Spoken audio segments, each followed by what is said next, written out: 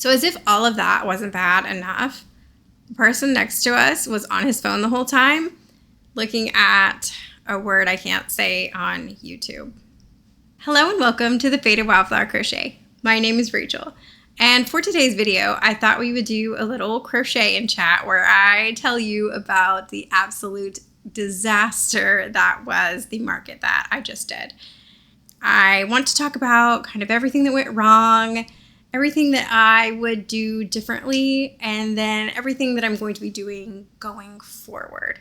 And I thought that this would be a good way for me to kind of debrief all of my feelings about what happened, as well as maybe you can learn something from it. I'm hoping that maybe you can learn from some of the mistakes that I made, and maybe if you're interested in doing a market but you've been nervous about it, maybe my complete failure will help you make better decisions going forward.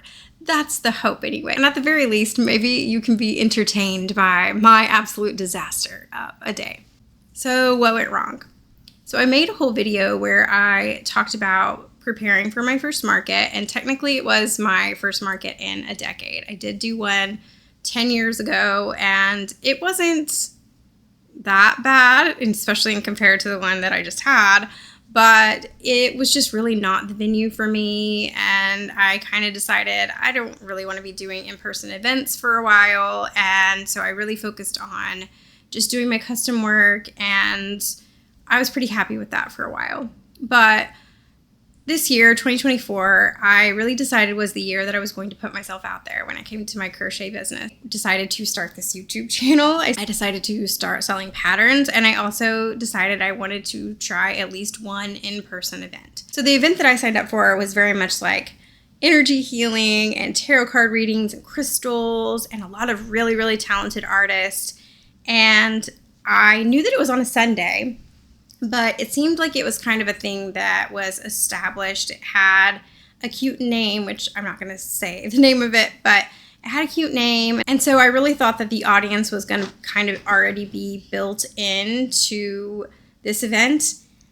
And so I signed up for it. Even though I was kind of hesitant, like the first kind of red flag was that it was a Sunday, I was like, well, you know, if it's already kind of has an established group of people who come to these things, then that can kind of already have, you know, a built-in audience, a built-in group of people that comes.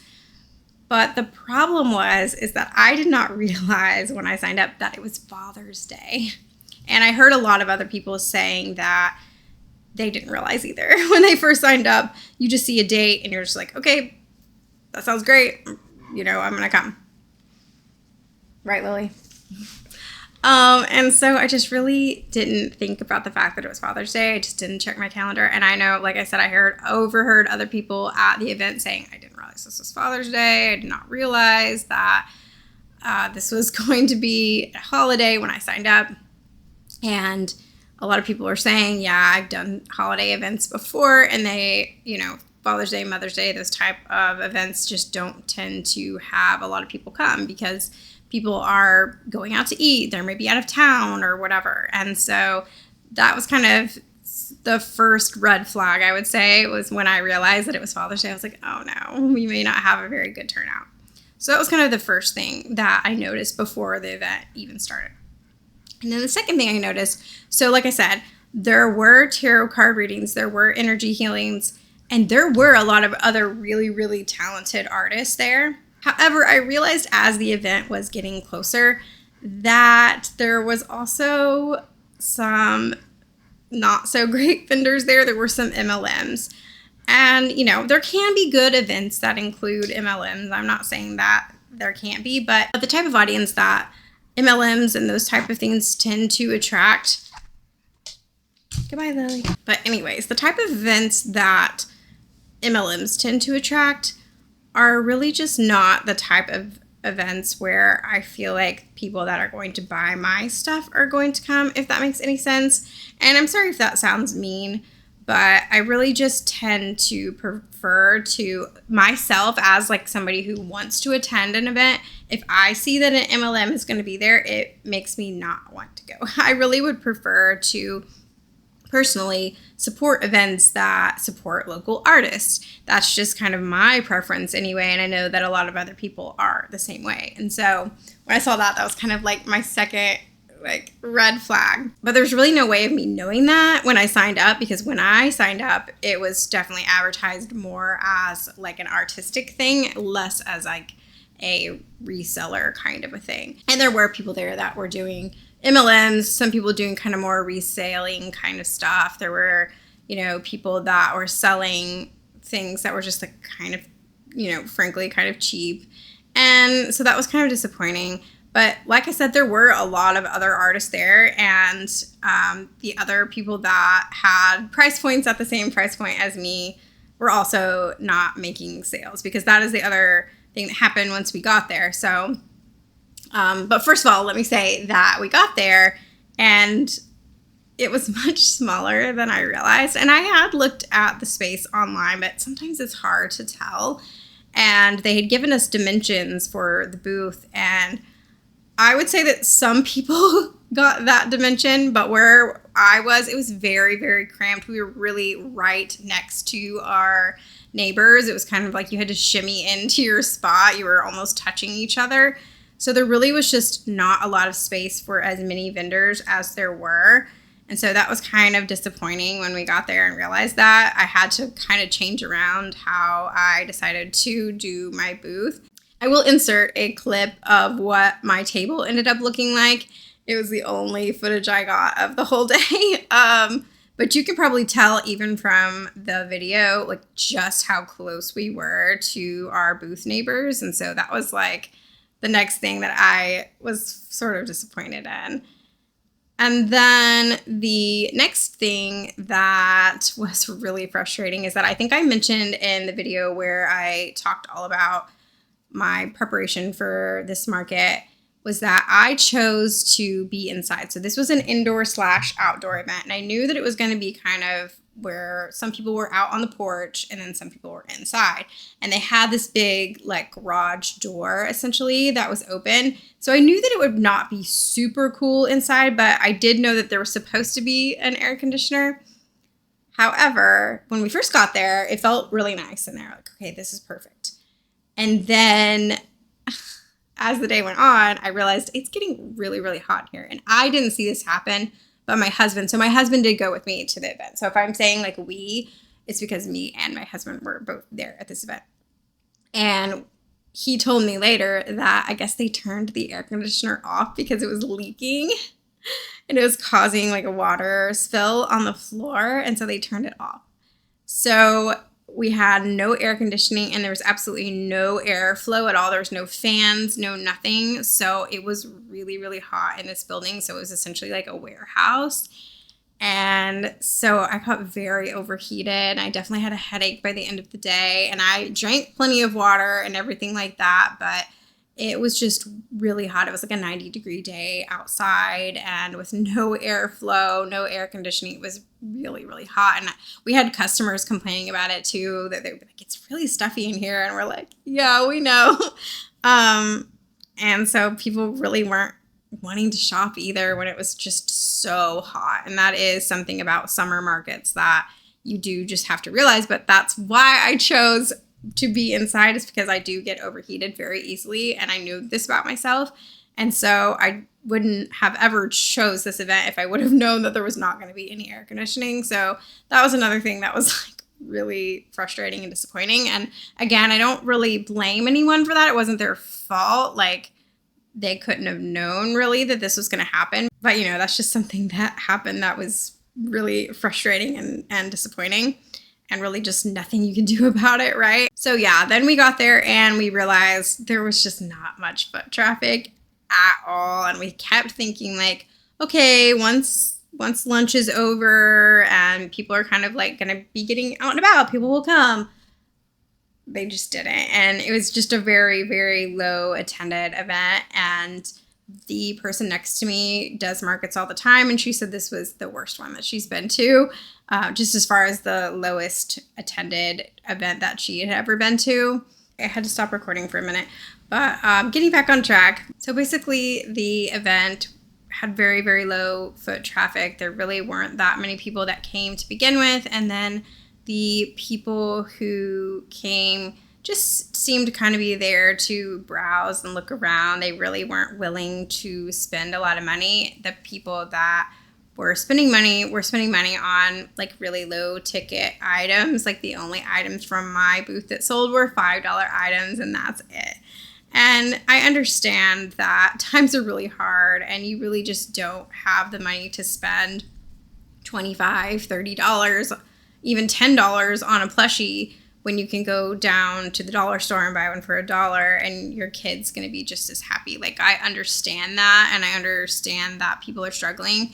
And so I'm not going to say anything bad about that, mentality, because I get it. But I really thought that I would be able to find some people that really saw what I was doing and saw that it was art and were willing to support local artists. But I think maybe because I make plushies, people don't see that as art, and they don't see that as like something they're willing to spend their money on. And I understand that. And the other artists that were there that had higher ticket items were not making sales either. And I understand art is a luxury. And so people just aren't willing to pay that money on art whenever they can't pay their bills. And I totally understand that. I'm not going to say anything bad about that at all, but it was just really disappointing to spend the time and effort and spend my own money to come to this event and then to really just not see any profit from it. In fact, I did not make profit from this event. I did not make enough money to pay my vendor fee, which was just really disappointing. So I try not to take this personally because I do see what I do as an art. I design a lot of my own pieces and I spend the time and the effort, and I really wanted everything to look so cute and inviting. And I did have people come and compliment my booth, and I did have people take cards and that kind of thing, but it was just kind of frustrating and felt honestly like a big waste of time to have made all of these items only for them not to sell. So that was really just disappointing. So like I said, it was me and my husband at this event. So our kids were staying with his parents, and we heard from them partway through the event that our oldest daughter was sick, and she had 101 fever. She was really not feeling good. And so then I was feeling a whole lot of mom guilt on top of everything else. I really just felt like I really wanted to be there with her, and I wanted to take care of her. And I felt like, why am I at this thing where I'm not even making any money and I'm wasting everyone's time? Like, I felt like I was wasting my husband's time, and he was spending his Father's Day to come here and be with me when I wasn't making any sales.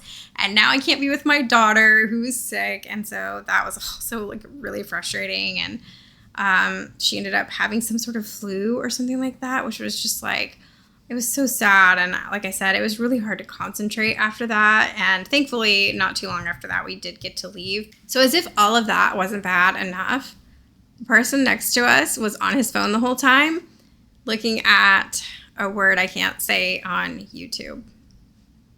He was looking at inappropriate images on his phone the whole time. Let's just leave it at that. So yeah, that was super weird and awkward. And I don't know if that's something that I should report to the person who was running the event, because that seems like a really inappropriate thing to be doing. And he wasn't like hiding it that well either. So yeah, that's super weird. Super, super weird. So that was everything that went wrong. I think the main thing was that it was on Father's Day. And, I would have been able to tolerate the heat and tolerate other things going on if it weren't for the fact that it was so low attended that I wasn't making any sales. So yeah, that's everything that went wrong. So now let's talk about what I would do differently next time, if there's even gonna ever be a next time. But I definitely would have photos out of my custom work, because anyone who I talked to about my custom work was like, oh my gosh, this is really cool. Like, that's so amazing. And people just are willing to spend more money on custom pieces than they are on already made stuff, which I totally understand. And so I really wish that I would have made like a poster or something showing examples, or even like have brought some examples of custom work that I can do, because I think that could have drawn in people and they would have been interested in that. And then I maybe could have gotten some, online sales from that. But I just didn't get myself together in time to have those sort of photos printed out and that kind of thing. So I would definitely do that next time, just to get people to, and maybe even that would like attract people to come over and say something, and then they might buy something else. I don't know, but I definitely would have more like advertisements of my shop. I did have cards available, but I didn't have any photos showing like, here's an example of how I can turn your dog into a plushie. I definitely should have had some sort of printed out photo of that. So if I do this again, I will definitely have that. I think the biggest thing that I would do differently is to do some better research into the timing of my event.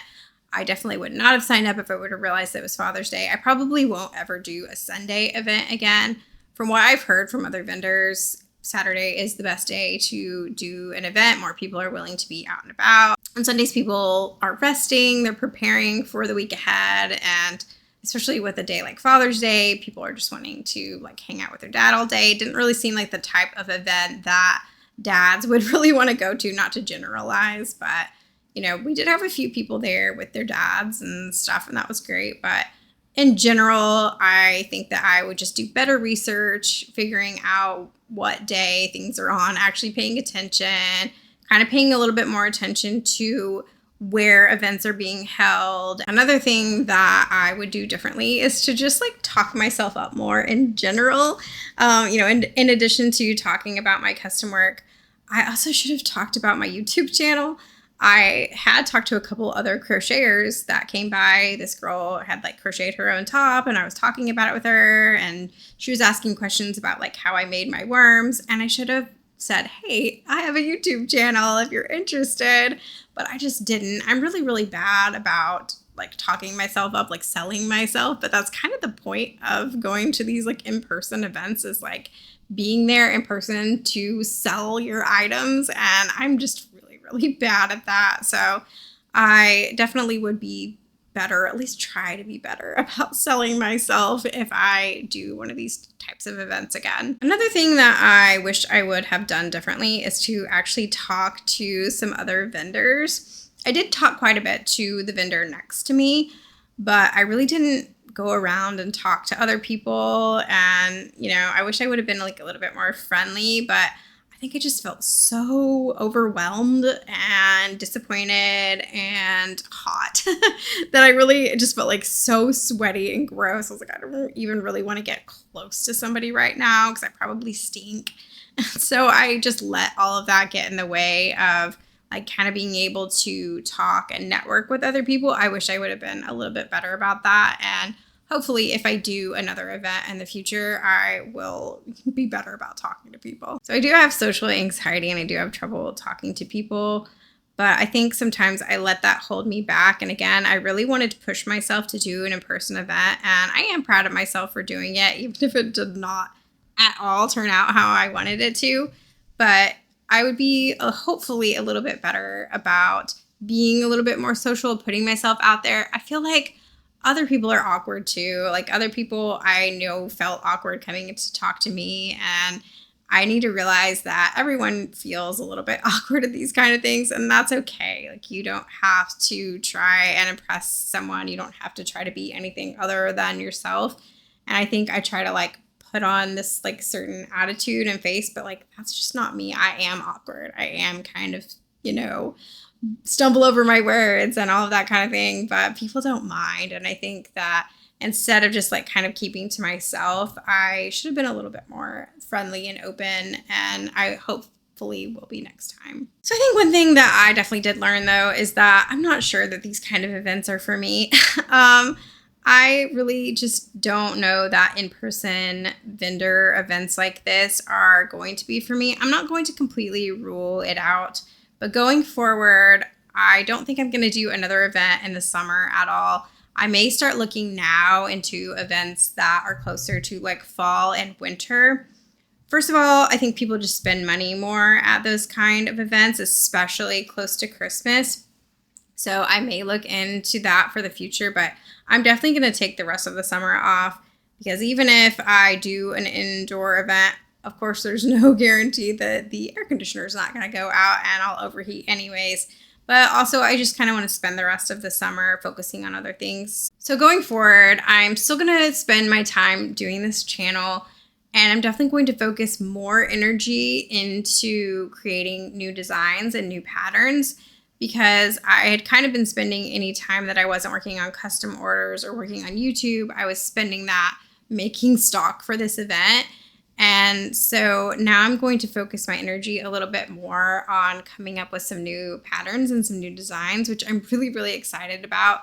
After that event was over, I really felt my brain just like refocus completely onto being able to come out with some new patterns that I'm really excited about, that I hope people are really going to like. I have a pattern for my goblin being tested right now, which is really exciting. And I have so many other ideas.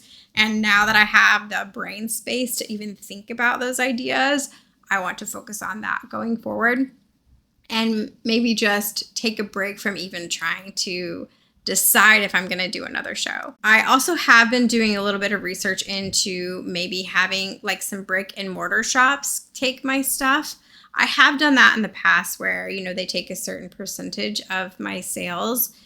And I think that that could be a really good deal for me, where they can take a lot of these items. I have now over like 120 items that I need to find something to do with. Of course, I am going to list them on my Etsy shop. Hopefully by the time this video comes out, I will have all of them listed on my Etsy shop. And I know that most of you watching this crochet yourselves, but in case you don't, or in case you know anyone that might want an item of mine, I will have my Etsy shop linked and hopefully have all of these things listed on my Etsy shop. But I do find stuff like this sells a lot slower on my Etsy as opposed to more custom work. That tends to sell a lot better on Etsy, but I will still go ahead and list it, and you never know who might find it and want to buy it. But I do think that having somebody with a brick and mortar shop sell my items might be a good avenue to go down, and I'm definitely going to do a lot more research into that and see if there's any sort of possibility of that. So that is kind of all I have to say about this event. It was really disappointing, and I'm trying not to be too disheartened about it and kind of just learn what I learned and move forward and, again, do better next time and, you know, focus my energy onto other things. There's really nothing that I can do about the past. It is kind of embarrassing. It's honestly a little bit vulnerable for me to be telling you guys just how bad this was. But I feel like it's important to talk about these things. And I know that probably a lot of you guys watch market vlogs and you look at the things that these other people do and the things that they sell and how much money they make. And you might think that that is what happens every time. But obviously that's not true. Not every event is going to be a success, and not every event is going to be worth it. And so I really want to talk about that and talk about the realities of that. And I really was pretty upset, and I really was very disappointed, and I had all of these high expectations of being able to not only sell my stuff, but to make connections and to have people that were really excited to be there. And there were a few people there that were really excited and really sweet and really kind about my work. But overall, it was really not the best experience, and a little bit harmful to my mental health, if I'm honest. And so, like I said, all I can do is move forward and do what I can do, and to not let myself get too down about it. So you have to let me know what you think about this topic. Have you ever had a complete failure of a market like this? Let me know down below if you can relate to anything that I'm going through right now. What is your biggest advice to people? I'm sure a lot of people will find it helpful, if you are an experienced market maker, to leave all your advice down in the comments of like what else you noticed that I did wrong. Maybe you are picking up on something that I didn't even realize. So leave all of your advice in the comments down below, and we can all kind of learn from each other and have a conversation in the comments. Also, let me know what you guys were working on while you watch this video. I am currently working on a custom lovey, so I will insert a photo if it's done by the time this video comes out, but I'm not sure that it will be. But other than that, thank you so much for watching. If you liked today's video, be sure to hit the like button. You can subscribe and stick around. Let me know what other kind of videos you want to see next. You can follow me on Instagram. It's The Faded Wildflower. You can also check out my Etsy shop. I sell patterns, custom plushies, and I'm going to be selling all of the plushies that I made for this market there as well. And thank you again for watching. I'll see you next time.